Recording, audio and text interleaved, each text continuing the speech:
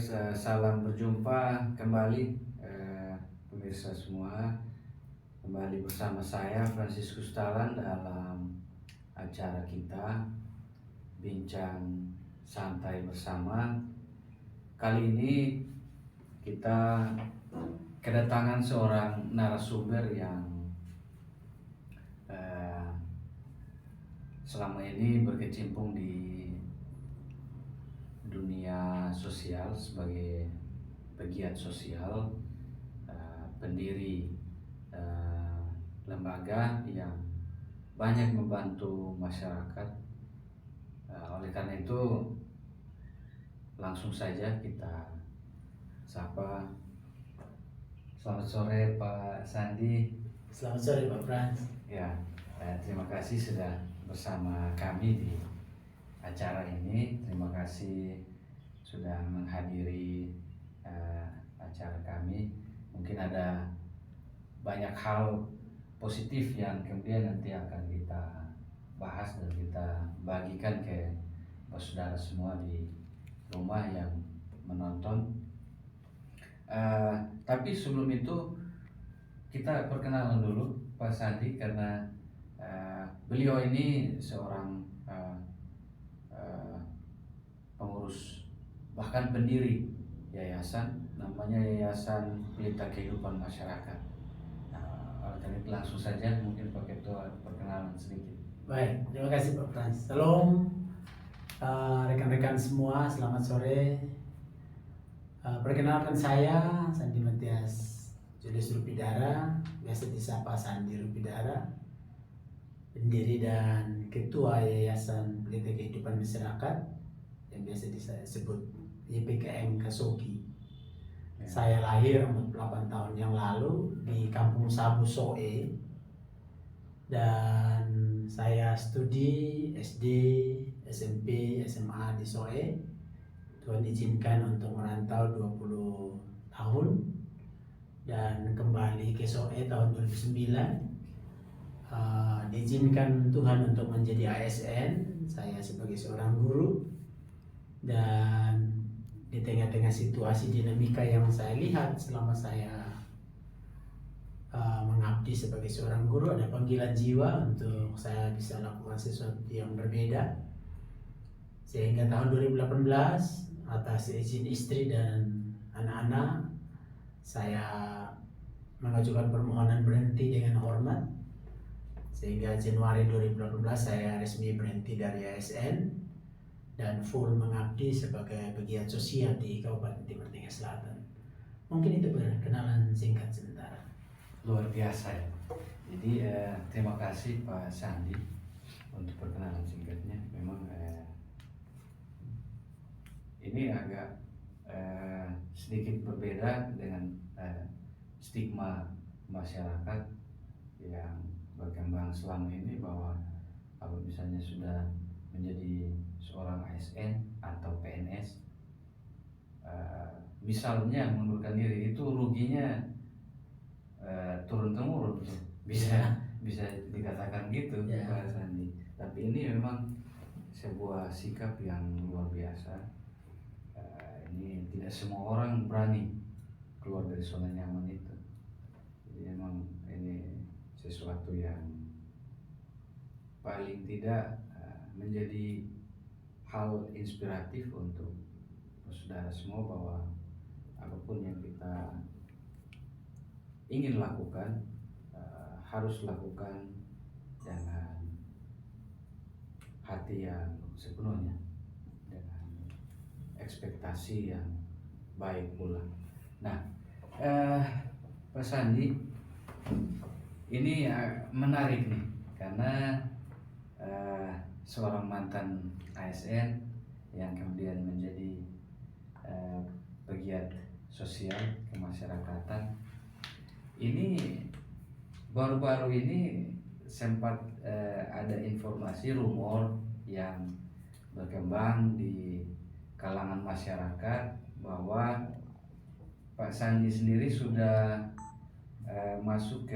berkecimpung ke dunia politik. Ini kira-kira kebenarannya seperti apa Pak Sandi? Ya, Pak Pras, ya jadi Ya. Saya memang latar belakang murni pegiat sosial. Oke. Ya. Saya dirikan yayasan ini 2014 Iya. dan 2015 kita mulai start, mulai kerja, lihat apa yang bisa dikerjakan waktu saya masih jadi ASN. Iya. 2016 kita buka kantor full dengan staff dan tidak ada pikiran lain untuk keluar dari ruang organisasi sosial ini, OSM ini, untuk menolong masyarakat. Iya. Jadi begitu berhenti 2018 memang saya full bagaimana memikirkan tentang saudara-saudara yang ada di kampung, di desa, situasi-situasi yang sangat darurat, ketersediaan air yang darurat, begitu di tengah-tengah dinamika masyarakat yang hidupnya ada ketimpangan sosial yang sangat tinggi. Jadi kita berpikir itu, bagaimana berpikir untuk bisa menolong mereka. Jadi usaha-usaha yang dilakukan ya usaha-usaha itu ya, jaringan untuk bagaimana kita bisa ada perpanjangan tangan Tuhan dari saudara-saudara kita yang lain di negara lain, bahkan untuk bisa menolong saudara-saudara kita di kampung-kampung. Ya, jadi tetapi tiba-tiba tahun ini paling utama ini ada sesuatu yang berbeda ya. Pasal legislatif memang mulai keluar beberapa kelompok pemuda, beberapa kelompok masyarakat yang memang kita sudah tolong. Mereka mendorong untuk kalau bisa saya maju. Saya bilang maju itu butuh dana yang sangat besar. Ya, kita tahu ya tidak mudah untuk orang beli pintu partai, gitu ya, untuk bisa masuk, untuk masuk ke sana. Dan saya tidak mungkin untuk masuk ke sana, gitu. Dan saya jelaskan. Walaupun ada dorongan dari beberapa kelompok, tetapi saya berpikir ini sangat sulit untuk sampai di situ, tahap itu. Ya diskusi sampai juga. Ya, jadi tapi akhir bulan kemarin, bulan Maret, ya tiba-tiba kesempatan yang tidak dipikirkan itu datang sendiri. Saya tidak spekulasi kalau saya bisa jujur ya. Mudah-mudahan yang dengar percaya bahwa saya tidak main trik-trik politik dari belakang layar untuk memimpin partai mendapatkan jabatan partai. Ini dalam konteks ini jabatan sebagai salah satu pimpinan partai politik. Ya, jabatan sebagai pimpinan. Dan kemarin diisukan Partai Nasdem. Ya, puji Tuhan ya betul. Sekarang saya akhir bulan lalu dipercaya untuk memimpin Partai Nasdem untuk DPD TTS. Dan saya lihat ini sebenarnya bukan tentang jabatan sebenarnya. Posisi ini bukan tentang jabatan, bukan tentang kedudukan, tetapi posisi ini tentang kepercayaan. Saya tidak tahu berangkat dari mana, ukuran apa yang dipakai.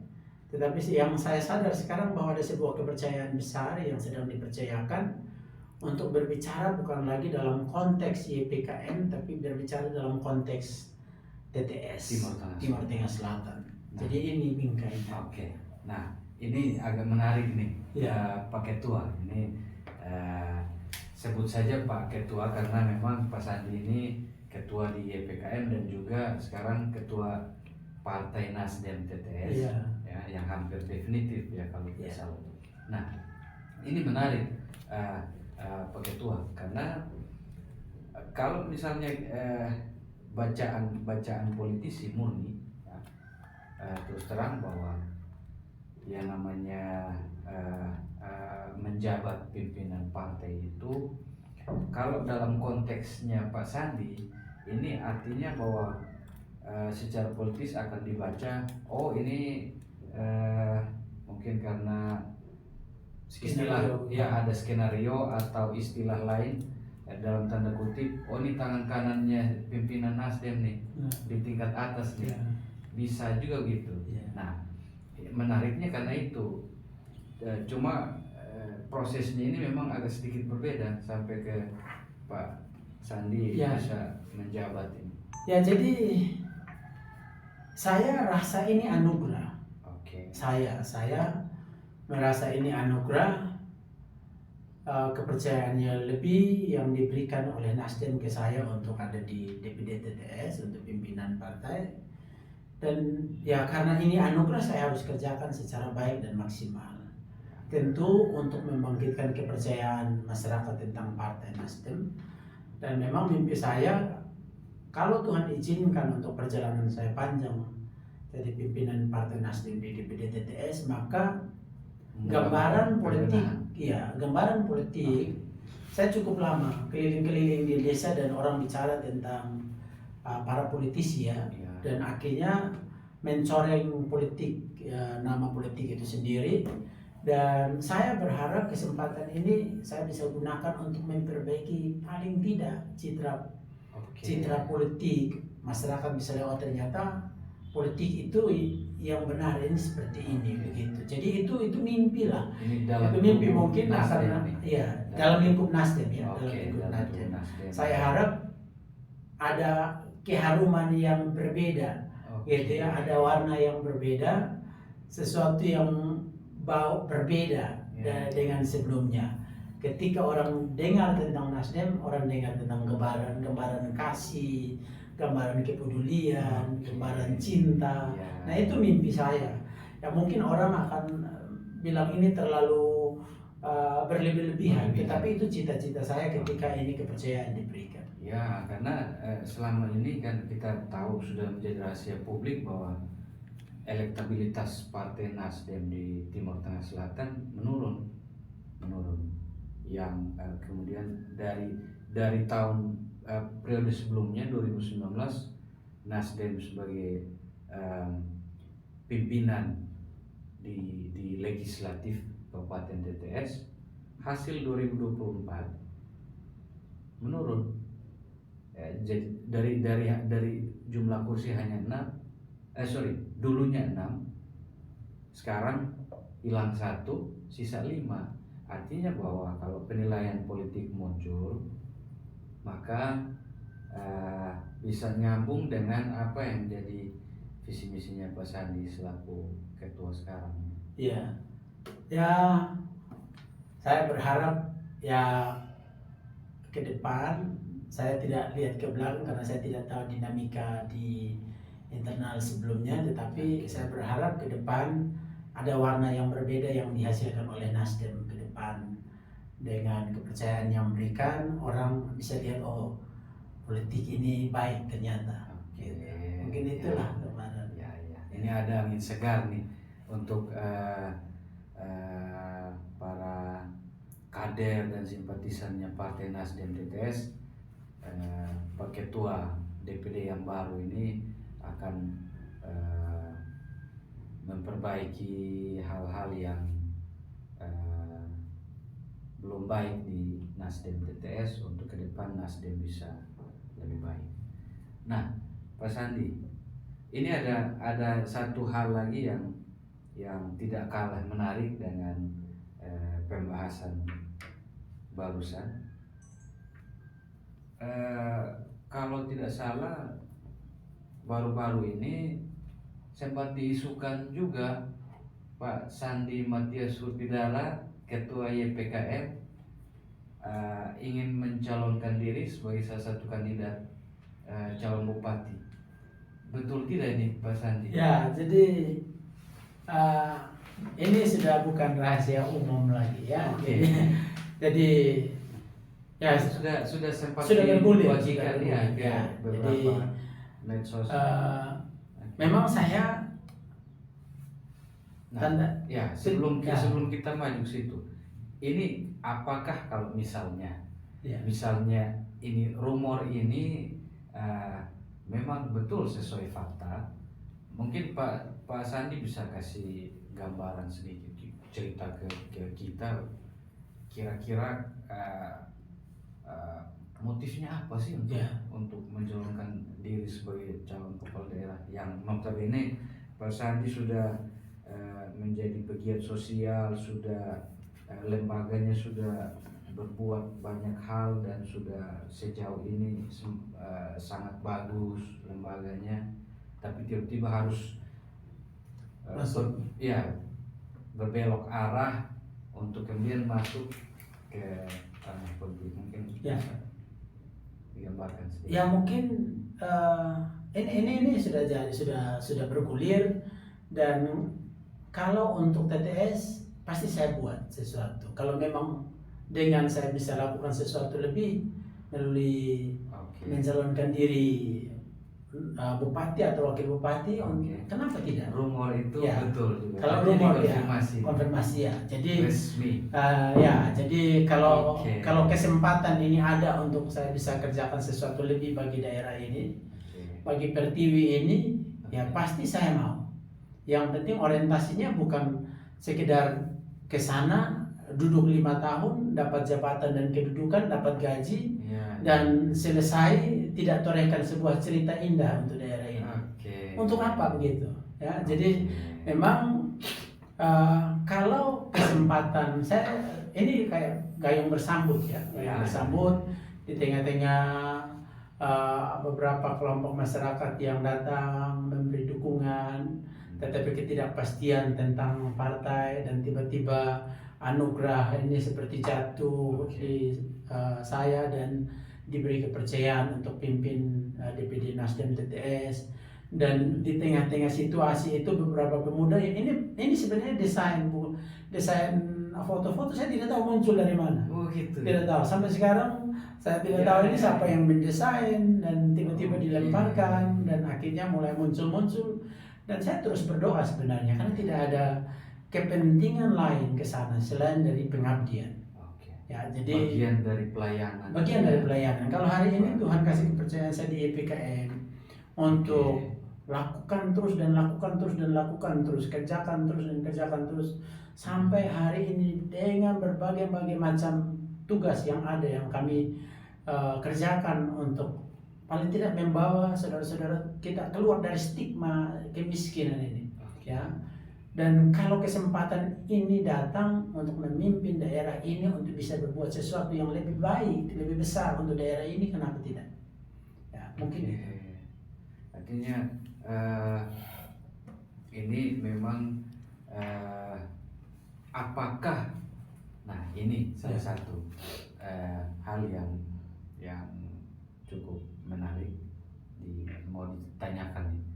Apakah karena aktivitasnya Pak Sandi yang selama ini sering turun ke akar rumput, yang kemudian melihat ketimpangan untuk kemudian diperbaiki di dalam sistem pemerintahan, seperti itu kan? Atau dari kacamata yang kita tidak menyalahkan siapapun. Menyalahkan siapapun.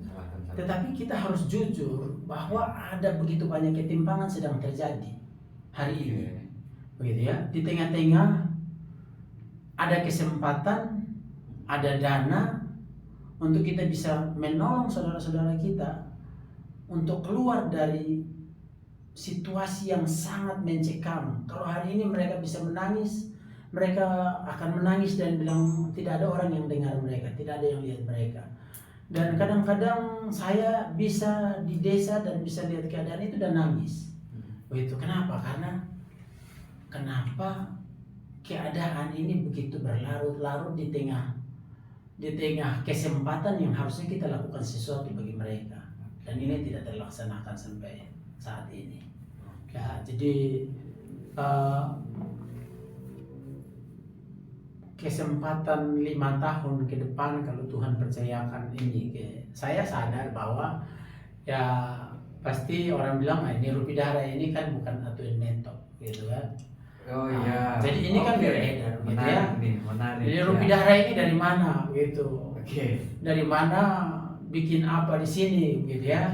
Sehingga saya pernah memunculkan tiap kali kita lakukan penyerahan rumah, saya bilang orang sebut Rupidara bukan orang TTS asli begitu ya. Tetapi saya sebenarnya mau tantang, buktikan bahwa kamu mencintai tanah ini, buktikan bahwa kamu mencintai daerah ini, buktikan bahwa kamu mencintai saudara-saudaramu.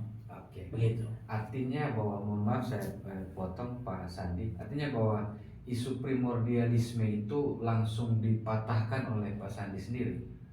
Saya tidak tujuan untuk mematahkan itu. Oke. Tidak tujuan untuk mematahkan itu, tetapi saya mau kalau kita bilang kita cinta ini daerah, Ya, tunjukkan tidak ada itu, konkretkan cinta itu, Oke. konkretkan begitu. Oke. Jangan kata hanya jadi sebuah slogan. Ya. Wah, kita bisa saja buat Atau slogan, metode. ya, atau metode, tetapi tidak ada yang konkret yang kita buat untuk membuktikan bahwa saya ini cinta ini daerah, gitu ya. Saya cinta, saya punya saudara-saudara Oke. yang ada di desa-desa, begitu. Nah itu sebenarnya. Jadi Baik. kalau Tuhan izinkan, saya tidak memutuskan, tetapi kalau kesempatan ini Tuhan berikan, restu dari partai, tentu restu dari Partai Nasdem untuk memberi kesempatan saya maju, saya maju. Bukan dalam tanda kutip pergi untuk dapat jabatan bupati atau wakil bupati. Untuk apa jabatan itu? Ya, untuk apa kedudukan itu? Kalau toh pada akhirnya kita tidak lakukan sesuatu untuk membawa saudara kita dari diri kita, keluarkan mereka dari angka kemiskinan, sehingga memanfaatkan kesempatan itu untuk berbuat lebih banyak. Iya, saya lihat ini sebagai ruang. TTS. Kalau ini kesempatan, saya lihat ini sebagai kesempatan tanggung jawab saya untuk memberi pengabdian saya ke tanah di mana saya lahir hari ini dan ada hari ini, Baik. untuk membuat sebuah catatan baru bahwa masih ada orang yang mencintai daerah ini, masih ada, bukan hanya untuk mencari kedudukan dan jabatan.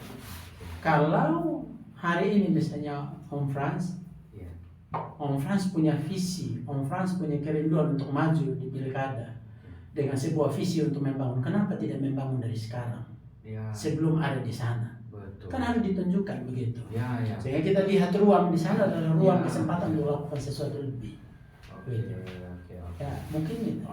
Oke, paham. Artinya bahwa ini karena Pak Sandi dan lembaga sudah banyak menjalankan program-program bantuan-bantuan ke masyarakat. Hanya skalanya ini yang mungkin butuh misalnya kalau dipercaya oleh masyarakat untuk ada dalam sistem pemerintahan, kan skalanya bisa lebih besar dari itu. Ya, ada kesempatan, Ya, kesempatan terbuka lebih banyak. Ya, betul.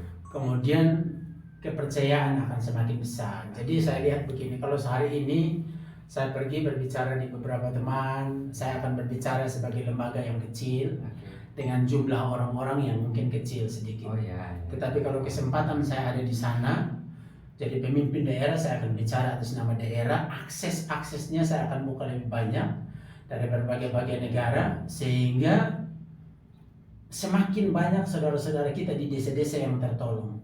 5 tahun itu waktu yang sangat lama untuk bisa membawa sebuah perubahan. Sehingga saya suka dengan sebuah slogan yang sering saya pakai. Perubahan bukan sebuah perubahan sampai terjadi perubahan. Kita omong tentang perubahan, tetapi selama kita tidak lakukan perubahan, tidak ada perubahan. Untuk apa? Ya, Luar biasa. Artinya bahwa semua yang menjadi ekspektasinya Pak Sandi saat ini memang murni bukan mencari apa-apa, hanya ingin untuk pelayanan itu berkesinambungan dan dalam skala-skala yang lebih dari sekedar yang ada sekarang. Ya, Oke. paling seperti itu. Beberapa tahun lalu kami lakukan penyerahan 100 unit rumah. Oke. 100 unit rumah kepada Pemda. Kita acara di Nifukane dan kita penyerahan 100 rumah. Dan waktu itu saya sebagai ketua YPKM menyerahkan 100 unit rumah ke Pemda TTS. Oke. Ya, dan diterima oleh Pak Bupati periode yang lalu. Oke. Ya. Dan kalau Itu lingkup murni dari YPKM, murni pekerjaan YPKM 100 unit rumah. dari sisi pendanaan dan lain Ya, sebagainya. pendanaan tentu kita Dari akses donatur. NGO dari luar. Dari YPKM. Ya, Terus Jadi, setelah dikerjakan diserahkan. ke Ya. Pemda. Ya, kenapa kita serahkan ke Pemda? Biasa nih. Ya, kita serahkan ke Pemda karena apa yang kita buat, kita tidak mau mencuri kemuliaan lah. Oke. Gitu. Bahwa apa yang kita buat, kontribusi kecil yang kita kerjakan ini kan sebenarnya untuk memberikan sumbangsi kepada Pemda Ya. untuk bisa menekan angka kemiskinan Oke. ekstrim di daerah ini. Jadi sumbangsi kami.